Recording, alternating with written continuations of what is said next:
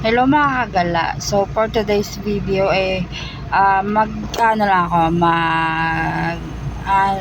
magkukwento lang ako sa inyo kasi dito kami ngayon magda-drop off sa saan ba to? Sa Cebu Pacific Cargo. Tapos pagpasok namin Terminal 4 to, yung ginagawa ngayon na bago. Pagpasok, ayan yung i-unload namin. Ayan na box niyan. Bale 13 yan, magkapatong yan. Tapos, i-share ko lang sa inyo kung gaano kalaki yung ano nila. 'Di ba kakaraniwan ng mga papel? Bakit pa rin hanap ka booking paano Makati, sabayan mo.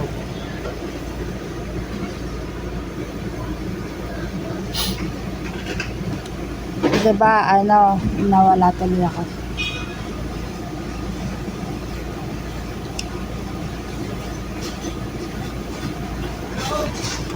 Diba, ito yung ano nila, nag-iwan kami ng ID, tapos tignan kung gaano kalaki yan. Isang bond paper. Diba? Pero maganda na yung ganito kasi talagang ewan ko na lang talaga kung mawala to. Diba? Hindi ito mawawala. Ayan o. Oh, laki ng ano nila, tawag dito. ID nila. Oh, diba? Tignan nyo. Ganyan siya kalaki.